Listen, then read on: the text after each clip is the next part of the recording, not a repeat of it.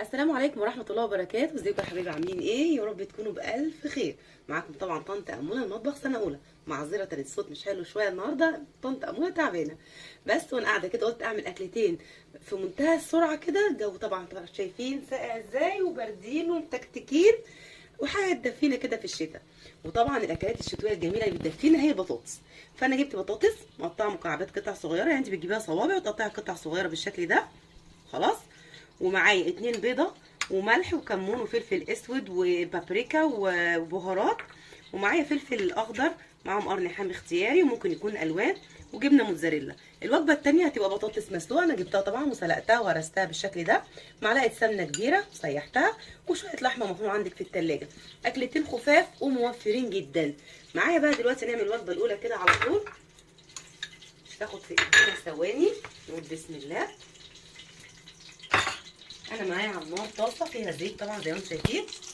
هنزل بالبطاطس بالشكل ده.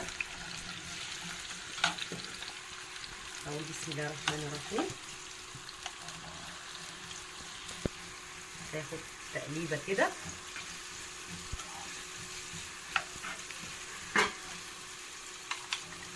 طبعا هفضل اقلب لحد ما تستوي، يعني مش تاخد تشويحه بس، هي طبعا متقطعه قطع صغنونه خالص فهتستوي بسهوله جدا.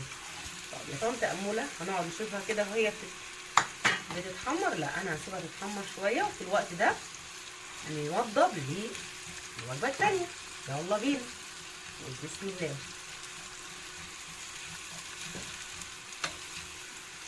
يلا بينا نشوف الوجبه الثانيه بتتعمل ازاي. نخلي بقى هي بطاطس كده بتتحمر مع بعضها، بتاخد تشويحه مع بعض.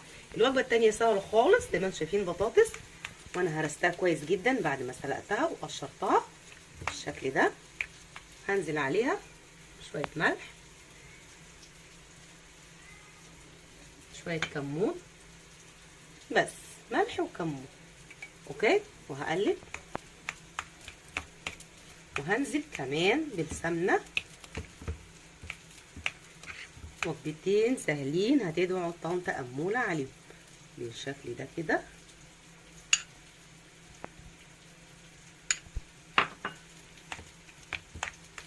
هي معلقة سمنة واحدة. الوجبة دي تعتبر مستوية زي ما انتم شايفين، البطاطس مسلوقة، كمان اللحمة متعصجة، وانا عاملة لكم فيديوهين لتعصيج اللحمة سنة أولى مطبخ. طبعا هبقى احطه لكم تحت في صندوق الوصف. سهلة خالص. بعد ما نقلب البطاطس بالشكل ده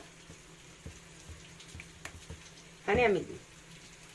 هقول بسم الله. بس انا هقلب البطاطس اللي على النار بالشكل ده عشان تتحمر. عندي اطباق فويل زي دي كده عشان الولاد طبعا خلاص المدارس جت، كل سنه وانتم طيبين، وزهقوا طبعا من سندوتشات او حاجه طول الترم الاولاني، يا ماما بقى او يا طنط اموله غيري لنا بقى.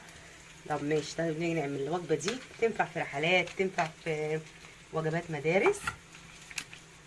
طبعا هحط جزء كده صغنطه، ممكن تعمليها بقى طبعا في صينيه وتفرديها، او طاجن بايركس او اي حاجه، بس انا فضلت النهارده اعملها في حاجه صغنطوطه كده عشان الولاد والمدارس ينفعهم بالشكل ده.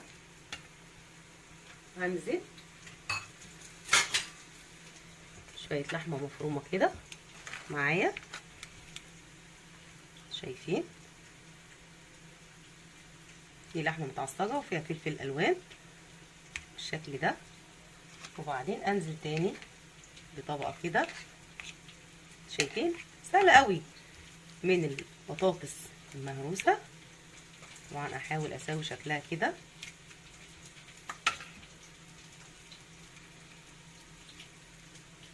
البنوته تاخدها بقى بكره المدرسه كده تدعي لك. تنفع في اي حاجه بصراحه، وتنفع في عزومات، في رحلات، كله ماشي. الجو ساقع ما تاخدش اي وقت. خلاص بعد ما عملتها كده وظبطتها بالشكل ده كده. طبعا التاني ده هعمله بنفس الطريقه، بس عشان اشيل الوجبه التانيه اللي على النار هحط عليها شويه جبنه موتزاريلا بالشكل ده كده. ودي اختياري، ممكن ترش عليها شويه قشطه، او حبه سمنه، او قشطه لبن حتى لو ما فيش قشطه عاديه، يعني الموجود في البيت زي ما انتم شايفين كده. ودي هتخش في الفرن، وهعمل الطاجن التاني دي او هعمل الكميه وادخلها في الفرن لحد بس ما الوش يحمر، يعني احطها في الرف اللي فوق على درجه حراره 200 الوش يحمر. اوكي، تعالوا بقى مع بعض كده نشوف ايه اللي على النار. دي الوجبه الثانيه اللي احنا قلنا البطاطس على النار اهي بتحمر. وخدت واحده اهي استوت، لازم السنه الاولى تستوي. طب هعمل ايه دلوقتي؟ هنزل بالفلفل، وقلت لكم ممكن يكون كمان الوان، عايزاها سبايسي حط كمان بقى قرن فلفل حامي، ودي حاجه تدفي تمام التمام. نقلب كده. لو انتوا لاحظتوا ان لون البطاطس اهي احمر وهي متقطعه لونه خالص، فاستوت الحمد لله. نعمل ايه دلوقتي؟ انزل بالتوابل بتاعتي، ملح، كمون، بابريكا، فلفل اسود، شويه بهارات وعنطفيل، وبرده هقلبهم كده. تنفع غدا تنفع عشاء، الوجبه دي سهله خالص. شايفين؟ نقلب كده كله مع بعضه. الفلفل اهو استوى كمان. هتعملي ايه دلوقتي يا طنط اموله؟ زي ما احنا شايفين كده كله خد نفس استوى، كله خد نفس اللون. البطاطس استوت خالص اهي. شايفين؟ هنزل بالبيض، هقلبه كويس كده. دول 2 بيضه، نقلبهم كده كويس. طبعا انا حاطه ملح وفلفل اسود هنا في الاكله، فمش هحط تاني.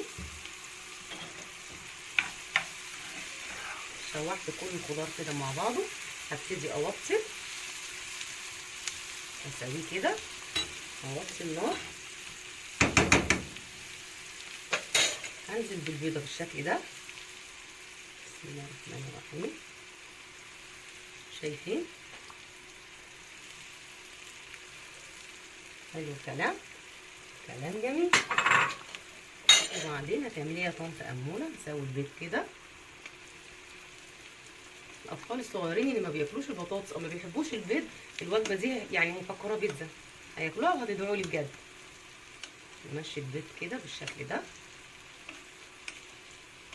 وبعدين انزل جبنه موزاريلا، اوطي على النار وانزل بشويه جبنه موزاريلا كده. بسم الله الرحمن الرحيم. شايفين؟ لو في قطع زيتون كمان يبقى تمام، هتدي شكل وطعم ازرق.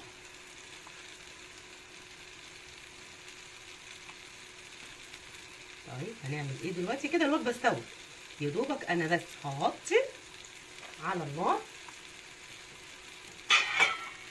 هغطي كده لحد ما الجبنه الموزاريلا بس تسيح، وارجع اوريكم النتيجه. طب دلوقتي هنعمل ايه؟ زي ما قلت لكم هنعمل ايه تاني هقول لكم.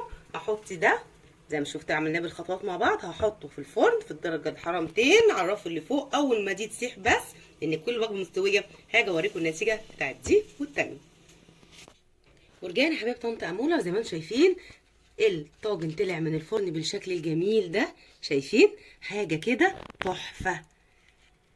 بطاطس باللحمه المفرومه فوق منها قطع جبنه الموتزاريلا، شكلها في منتهى الجمال. تنفع زي ما قلت لكم بكره في لانش بوكس للبنات في المدارس. والوجبه الثانيه زي ما انتم شايفين لسه طالعه اهي. دي الوجبه الثانيه. بسم الله الرحمن الرحيم.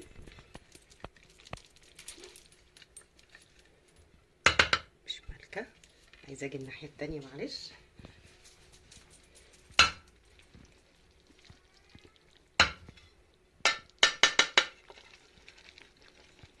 انت هتنزلي نزلت اهي الحمد لله بالسلامه. ما كنتش مالكه بس.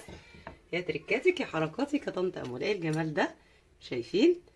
وجبه بسيطه جدا شكلها جميل ومشهي مع قطع الجبنه الموتزاريلا بالبيض. حاجه كده خطيره خطيره خطيره. يا ريت بقى تعملوها وتقولوا رايكم في الكومنتات.